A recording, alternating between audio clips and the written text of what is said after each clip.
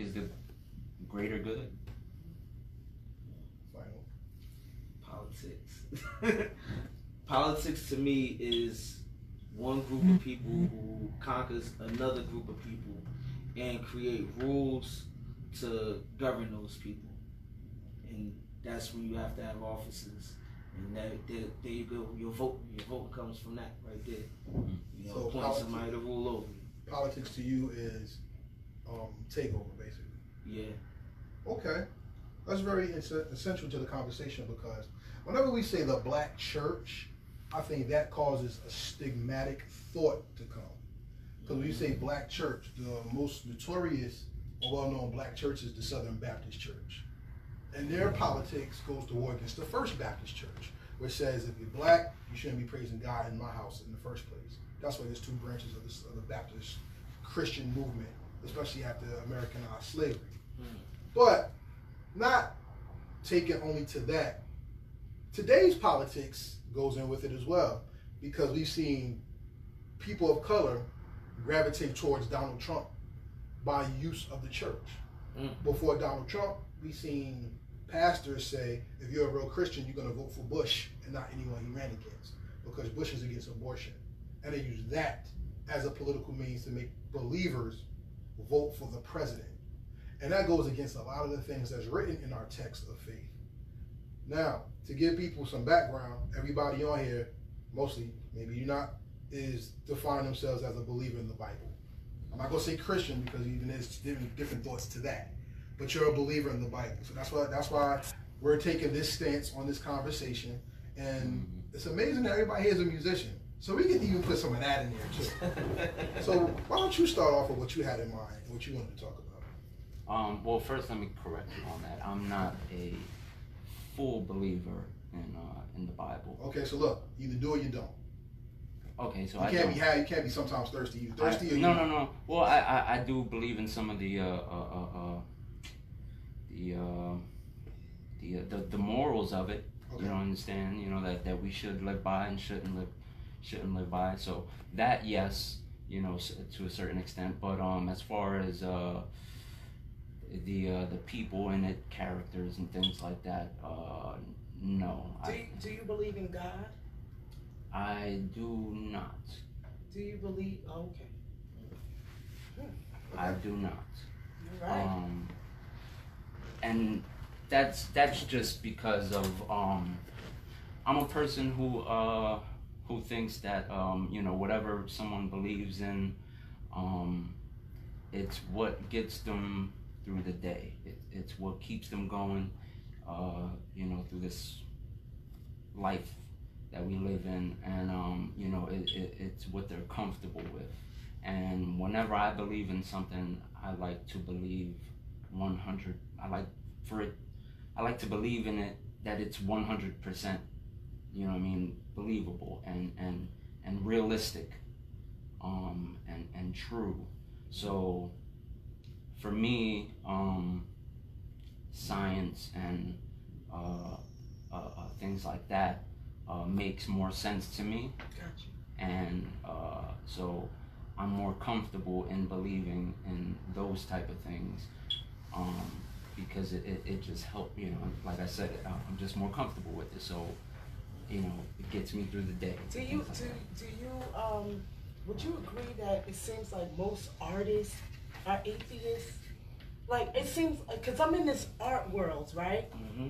And these people who are creatives, it seems to me that so many of them, you know, don't believe in God. I don't agree with that. I believe that there's a lot of artists that believe in God. They just don't know what God to believe in. They lost. You know, like Tupac Shakur used to make a lot of songs talking about just being lost. You know, being a lost soul, just searching his way. So a lot of times, a lot of people in the rap game, let's say the rap game, because that's where most people would view the negativity. A lot of them, they believe in God, but they don't know who God is or what God is. It's funny that you said that, the whole lost souls thing, because that's pretty much what I would consider myself. But not in a bad way, because I'm constantly learning and constantly changing my opinion and beliefs as I live this life. So, you know, I was born and raised Christian, but grew, you know, gained knowledge from other things and you know, and just became more comfortable in believing, you know, other things. I think that's interesting that you said that you would consider yourself lost, because I think the most, the artists that I'm around would consider me lost. Would consider, because, you know, they would never ever, because, you know, like you said, they believe in God, but they just don't understand. They, first of all, let's talk about this thing here, where now in order to be a proud black person and to be proud of your ancestry, it's almost taboo to be Christian and have the same beliefs as our great-grandparents. And, you know, so it's like, so people don't want to throw out the whole baby with the bathwater, so they're saying, well, I believe in an energy, or I believe in the universe, or I believe in it. So, but that, you know, but you're saying you believe in some kind of divine strength, but we can't say God. You know, we can't say God because that goes against my whole art thing and my whole new thing that's going. So, I find that I like, I never heard an artist say that. I never heard I never heard nobody say what you just said. Like you said, coming from your point of view as a believer, a lot of the people around you think that you're lost. And I think like there's a lot of people who wouldn't understand that because the Bible talks about not being of the world. So we like foreigners to this world. Like what we believe in, it don't seem realistic to people. Like when you ask a question, the black church, how they failed us and stuff like that. We literally believe that a man coming back, all right, a supernatural man that's coming back, is going to destroy the existing government that's doing us wrong in the politics and then create a whole new one. And that seems unrealistic to our people. But it's funny that seems unrealistic. But the same people that would say that seems unrealistic say, the universe sent me this. That sounds spooky to me. True. So you believe in a supernatural type of thing, but then when I say, well, he parted the sea, come on, that's now you're going to. But you just said you called somebody supernaturally into your life. So it's like, you know, you believe in God. It's just not cool to believe in God in the way that way that we've traditionally believed in him. You know, I was going to say this. While he was talking, I started laughing. And the reason why I was laughing, it was not out of disrespect. It was because, like, I used to think the same way. Like, everything he's saying, I used to think the same way. A lot of people don't know I used to be atheist. Right? And there's two types of atheists in the world. You have the type of atheists who just hate God because they don't understand what's going on. So it's an emotional, it's an emotional atheist. It's not based off of logic. Then you got the other atheist that's like, if 1 + 1 = 2, then why are you giving me 11? Right. You know what I'm saying? And then those type of atheists is the hardest, and that's what I was like. Everything had to make sense to me, and it had to be a reason behind it, a logic behind it, and questioning Christianity.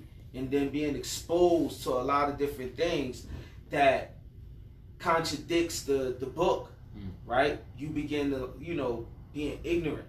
You begin to want to forsake all of it because you're like, I can't trust none of it. Right. You know, that's how a lot of people in the world think. Like, I can't trust none of it. But for me, it wasn't just about, you know, things making sense, like you said. For me, it was certain things that I just didn't.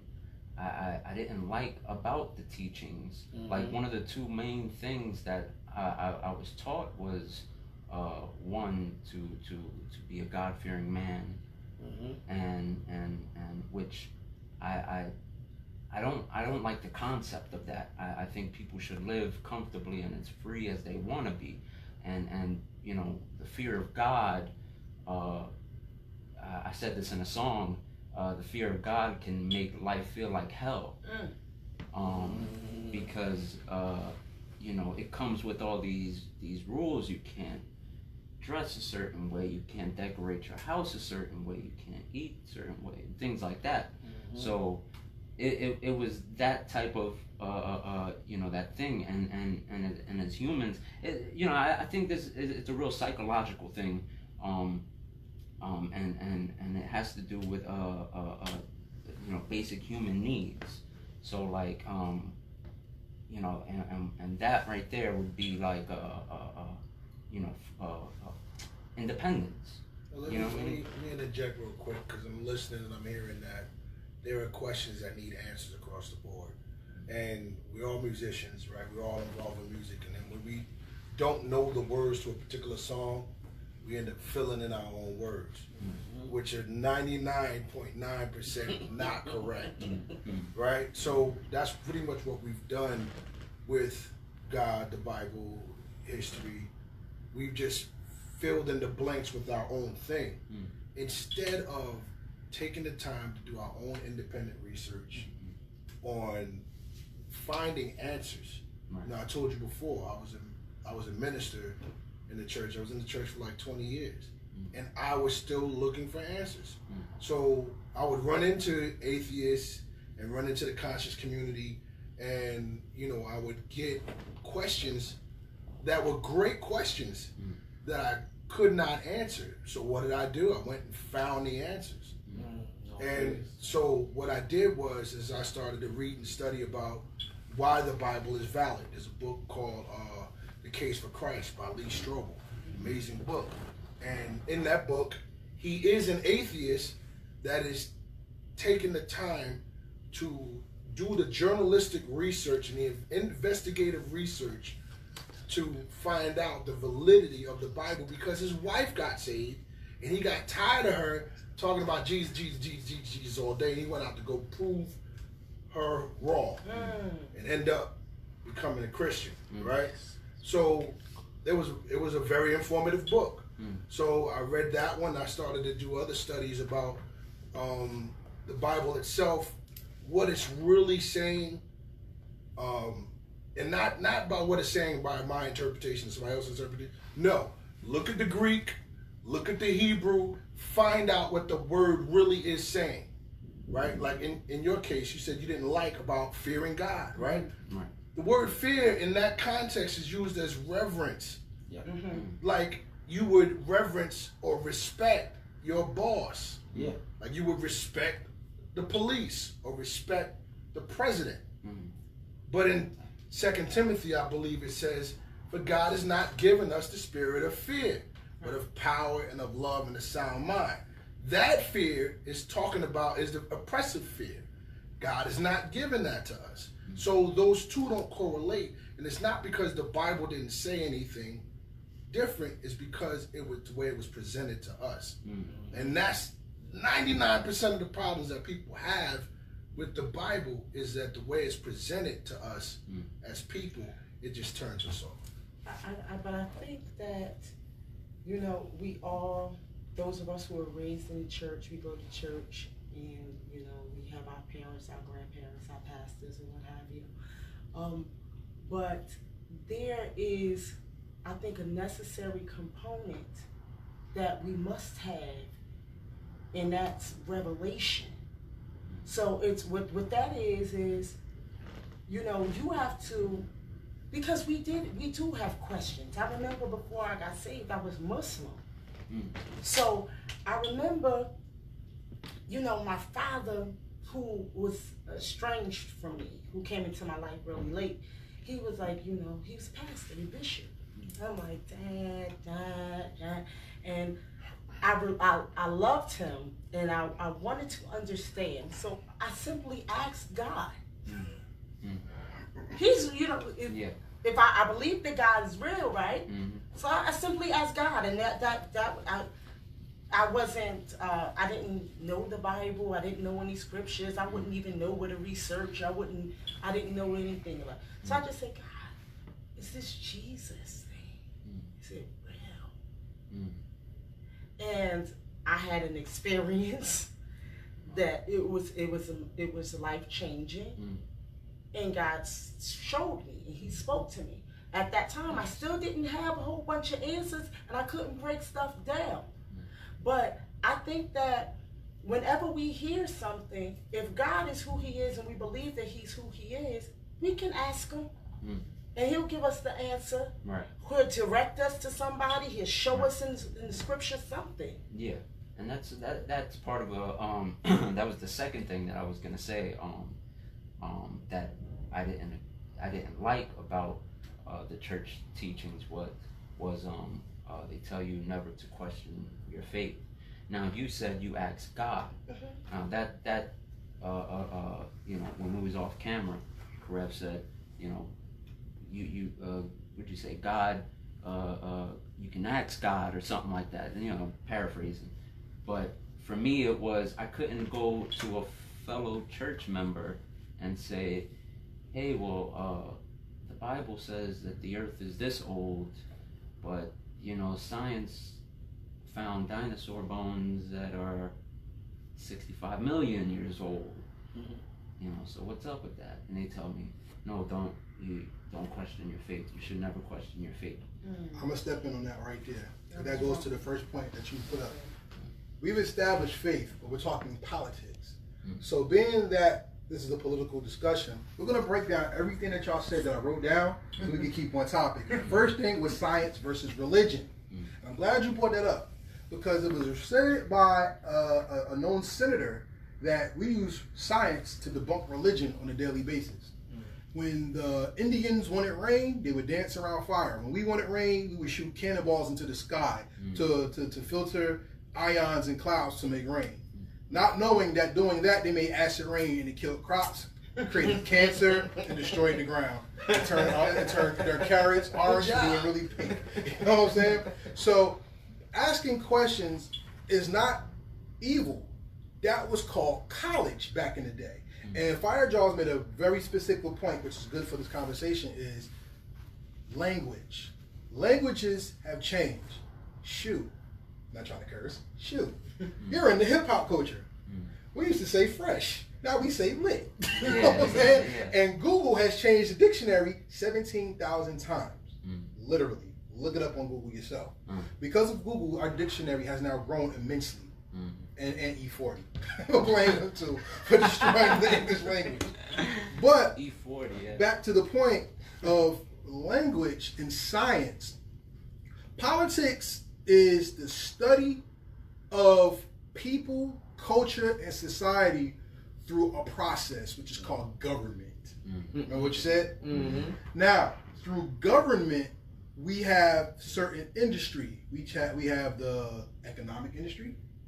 We have the political industry, we have the scientific industry, and we have, well, the entertainment industry. Because now that's all politics is. Right. How I entertain you, how I get you to OD, spend your money. Oh, I'm sorry, how we get you hot. We got food and drug industry, right? So understanding the media that also be classified in that too. Huh? The media also be classified in that also. Yeah, we do with that. That's entertainment. Yeah, that's the entertainment industry. Okay. Fanaticism, World Star. Oh no, I was thinking about like CNN. That's entertainment too. That's the original World Star. You're absolutely right. So by understanding that when it comes to science, let's start from the right and go here. Science is the study of people and culture. So we're going to study people and culture versus religion. How do you think religion took away from God and maybe that indoctrinated the power of politics and politicism?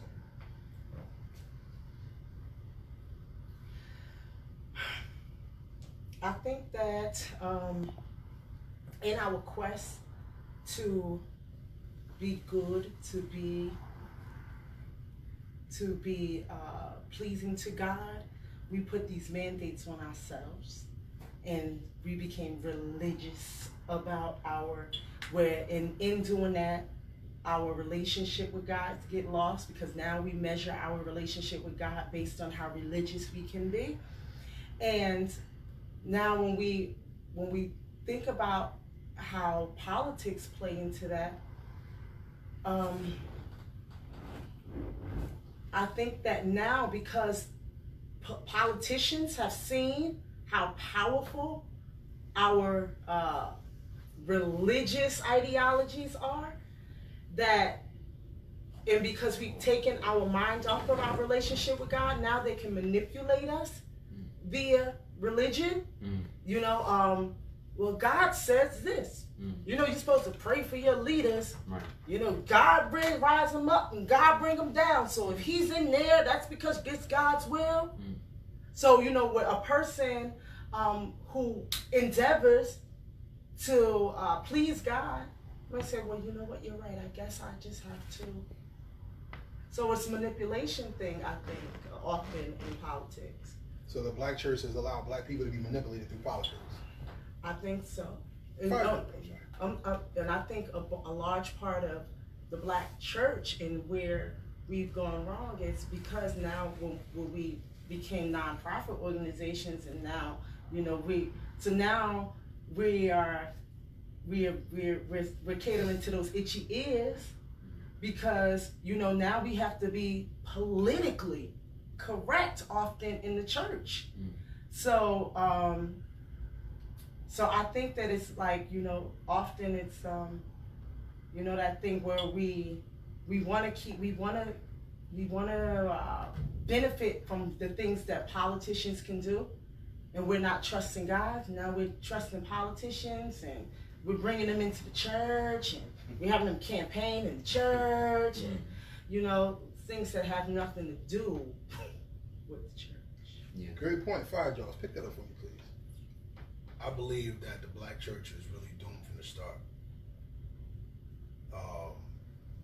You doing historical? Yes. Okay. How so? Because, all right, Jesus talked about what would happen about these stones in the temple. It would not be one laid on top of another, right? That was a prophecy that came through in 70 AD when the Romans wiped out Jerusalem and Israel. And the Jews, the Israelites at that time, ran to Africa and to Negro land, which they ain't telling us about, right? So these are the same Jews who knew about Jesus. They knew about him. So to be captured and taken on a boat and said, all right, you're going to do this version of the Harlem Shake, or you're going to do this version of jazz, and you're going to do this version of Jesus, quote unquote, which they were forced to do. Now, boom, our ancestors get here, and then now you have to preach these three messages. Turn the other cheek, obey your masters, and it'll get better in the by and by. So in terms of the black church and the strength and spirituality, it was hamstring from the start. Just hamstring from the start. So, like, I used to be angry, you know, I told you my story about the church or whatever. I used to be angry at my pastor, but then I had to let it go because he was just doing what he was taught. And he was just doing what he was taught, you know, for 400 years back.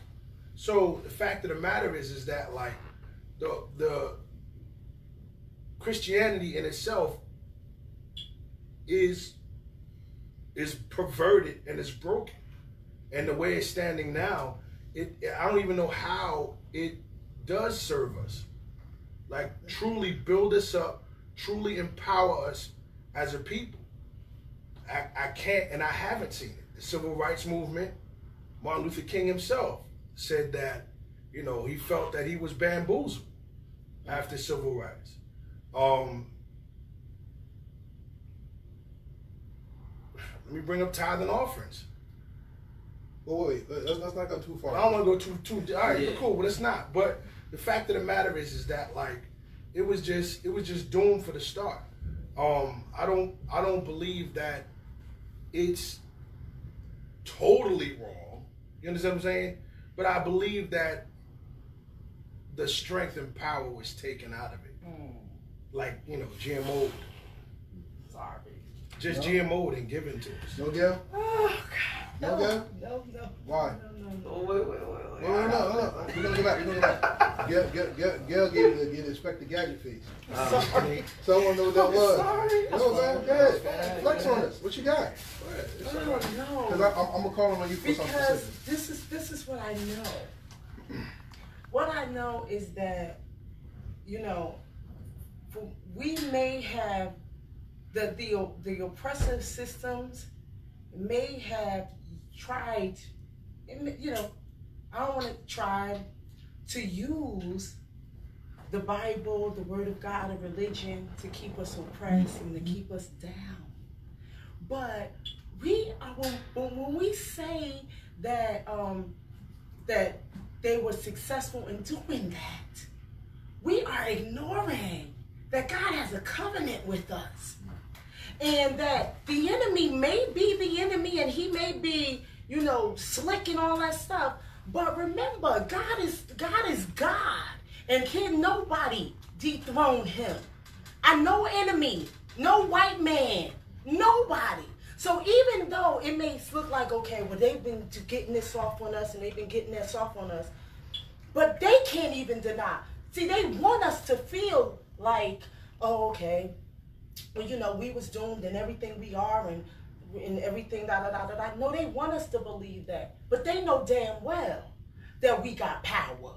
And even though my grandmothers and those people in the church who maybe didn't know everything that we know, we're in a different dispensation where we're getting new revelation. But you're not going to tell me that their prayers and their power and that Holy Spirit was not always with them. The same way it's always been with us throughout the ages. Stop right there. Wait, stop right there. I need to go to you for that.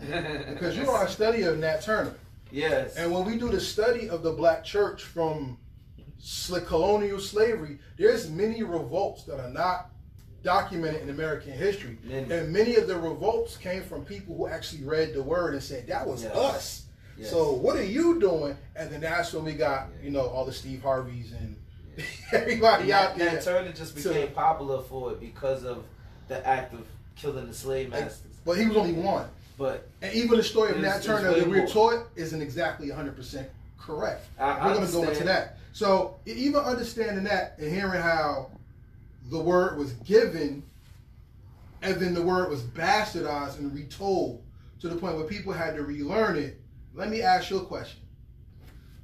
The question is, in taking politics outside of the hands of the people who ran society and putting it back into God and faith, how did people of color benefit from it? All right, let me Go ahead. How did people benefit from taking politics out of the religion, or taking politics out of the government? I want to take a little bathroom break real quick. Oh, okay. I know you want to. Good, yeah. It goes 30 minutes and then I gotta stop it. Oh, gotcha. Ladies and gentlemen, I like that so far. That was pretty this good. is what we do right here. We live right now. And it's smoking in here. I'm telling you right now. I was gonna jump in, cause I mean I'm here for a portion of the interview, but this probably the longest one I sat through because it's really deep. About Christianity, religion, the whole thing. I was raised a Christian, and I still believe in it. I had a little story happen a couple months ago. I took a Lyft, and a Caucasian lady picked me up, and she drives stick very well. And she told me that she was raised in Brazil, you know. But when I got in the car, she just looked at me like, ugh. Long story short, I said, you drive. I told her she drives pretty good for a lady that drives stick shift, because dudes need to car jerks. So she told me a little story. She said back home in Brazil, her mom was driving the stick shift, and she used to keep a brick inside the car. So every time she stops, because she didn't know how to stop the car from rolling back, the girl would get out the car and put a brick behind the tire and stop it going. So we got to this deep conversation. She asked me what I do for a living. I told her I run a credit repair business. And we jumped into a deep conversation. And so she came into the office, mind you, feeling confident, stepping out of her barrier of trust in a young black man. And I told her I work on her credit for free. She's going through a huge hardship. And before she left the office, after telling her testimony of, you know, today might have been my day, you know, she was going through a hardship, she didn't have any money to even do Lyft, she had to borrow money from her daughter's piggy bank. But that she was able to come in the office, meet me, and understand how, you know, things could work on her behalf based on off of credit. She said, you know what, Mike, I just want to let you know, I'm an atheist. But out of my 47 years of being on this earth, if I never believed in God, I believe in Him today. And it's so deep because of what I was able to do for her. Not only that, I know she judged me in the beginning because I just got in the car, just dressed regular. I don't have to walk around with my company name just plastered on my face. In her mind, she probably just thought, oh, look, another young black man just getting in the car. I was able to change her life. Had a PSE&G bill, $2K on the credit report, it's gone. Now she's able to get extra cash, get that loan that she needs to get to where she needs to be. Wow. I know you don't know my backstory. I know everybody's backstory here because I studied. I know Gail because they talk a lot about you. I was homeless for an entire year. And if it wasn't for God, I wouldn't be here. But I like what you said, and I like his philosophy. He always walks around with a book. So everything that we speak about today might change, might go 360. But I believe in God 1,000%. And that's what got the relationship of me, Heritage Hip Hop, together as well. We met how many years ago? Almost 3. Yeah. But hold on, I'm about to blow y'all mind. My partner, my musical soulmate, doesn't believe in God. I know him. It's Stanley Ipkiss. Yeah. And we look, me and y'all dynamic together. Yeah. And it's a match made in heaven. Yeah. I don't know, man. I was like, man. I think everyone has that internal thing there because as soon as someone gets into an accident or something happens, oh God, oh shit, they use different terminologies. They acknowledge him. They just don't know how. And just like you said, I was raised Adventist. Couldn't eat pork, couldn't wear earrings, couldn't wear jewelry, all of those things. But then I noticed that my father had brothers that were Muslim. And then my choir director, she was Pentecostal. Then when I was growing up and I got my first job, I worked at a Jewish temple as a waiter. So I had to wear a yarmulke. For the Muslim person, I'm not gonna wear a yarmulke, but I did it. Yeah. So I got a chance to see everything in full circle to understand. There's a God. Even though you have a different, like you have Nike, you have Adidas, you have different brand. A sneaker is just a sneaker. Right. I never really got into a debate about God or religion. This is the first time I'm actually speaking on it. But I speak at homeless shelters too. And it's because when I lost my job, I lost it when I was at my highest peak. When I was making, $2,000 a week. Wow. I'll go to church on the weekend and I look in my pocket, I go and pull out $1. But I know that I owe him 10%. And so even my backstory even goes deeper. I feel like I lost everything because I wasn't giving my all. I wasn't practicing stewardship. And now I speak at different churches about stewardship, about money and finances and stuff like that. And it's not because I wanted to, it's because of the credit repair business. Because it's universal. There's no one that's not going through a financial crisis. So I think this is a deep topic here. This is very deep. Yeah. And this is a large portion. That's the reason why wars are started as well. But I always wanted to be a pastor as a young man. Oh, wow. But once you get inside the world and you start getting relationships, like, wow, they missed out on this. So it changes everything. Yeah. But he's turned me around 360. Wow. And I was raised around like 15 different pastors.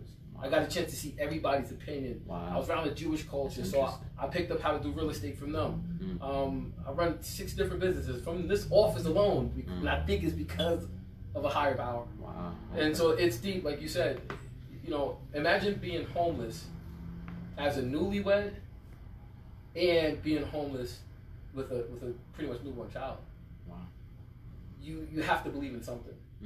And so when I went through financial crisis, I never really called on people. There's only one person that I called on. And it's like the story of Job. And you know the story of Job. He had what? He had everything. And then he lost it, he tested his face, and he got back what? 3-fold? Look at what I have. It's like I'm living in that story. And so, I never thought I'd be in a church speaking out loud. And the pastor was just like, I want you to speak at my church. I'm like, how the heck am I going to put my monetary business into the church? And I told the story about going to church, giving $1, counting the stack that's in my pocket. And the pastor was like, look, Mike, I need you to come back every Sunday because he's made more money that Sunday than he did in like 17 months. But it's the truth. It's the truth. But everybody has their own denomination and their own belief. And listening to his testimony, I just realized, or maybe it was a revelation, that it believes in God. But he believes he's God. He believes that, you know, he has the power to do whatever he needs to do and get whatever he wants to get. He has to, which is true, but you know, which is true in that, you know, if we believe that we can speak to mountains and, you know, we can call those things that are not as though they are. So that's what it is, but just the full revelation of, you know, he, you know, he hasn't gotten yet, but. Wow. Yeah, I had a suicidal attempt in 2017, and that's at the beginning of when I started, you know, my entrepreneurship. And I think it's amazing because I think by me being transparent, the name of the company is Transparent Credit Repair, by me being transparent with people and letting them know my backstory, it draws people closer to understanding how life really works. You can have all the money in the world, you could have the cars and the diamonds, but if you lose your soul, you're done. And I think I lost my soul because I was making good money. You know, I walked into the store, my sister, my coworker, my employees like, "Oh, Mr. Bradley, I already got your coffee." It was like something from a movie. Yeah. And then when I lost everything, it was just like those people that were around me at that time, like no one's there. And so, who do you call on? Yahweh, God, Jehovah. You know, you can name every spiritual name behind it. But I mean, not saying that you have to believe in something, but that story of that customer that was a Lyft driver, I was able to help her. And she's like, she's 40-something years old. She said she never believed in God. And I think what captured her is seeing a young black man and having the stereotype in her head. Oh, young black man, sneakers on. What the hell do you do? Then she walks to the office. She sees Miss Bing sitting there. It's like, well, you got an assistant? You got a whole system going on. And I didn't know you black people can do that. Yeah. And so here we are now. 2 months later, I've requested for a lift. She wanted to pick me up again. How many times you've rode in a lift? You had the same driver. Never. Exactly. So it's something. I mean, I never rode in a lift. So. No, I'll send you one to you one day. But so I would love to get in your conversations, but I can't. But it's That was very interesting. Oh, no, we got it. It's already there. All right, ladies and gentlemen, listen, this BQ, y'all know how it go down. You know what I'm saying? Heritage Hip Hop in the building, of course. You know what I'm saying? We at Transparent Credit Repair. This is Faddys' place. Again, you know what I'm saying? You see the people right here. You know what I mean? Everybody's here. You know, Gail, Campbell, of course. Mr. Fire Jaws himself. You know what I'm saying? And our other two guests here. You know what I'm saying? Of course. It's all good. Y'all want Yo, counsel for the people, yo. You know what I'm saying? And of course, you know, DOB, of course, you know what I'm saying? Brothers of Destruction, you know. He said DOB. Excuse me. Brothers of Destruction, you know what I'm saying? We divide and conquer. Yeah, I know how it is. All brothers. All right, listen, I'm out. Check out the full interview on Heritage Hip Hop YouTube channel. You know what I'm saying? It's coming soon. We out. Oh, yeah. Hold on. Buy a hat. T-shirts are available at storefrontier.com/heritage hip hop and at storefrontier.com/New Jersey Black Print. Yo, that's what we do. That money.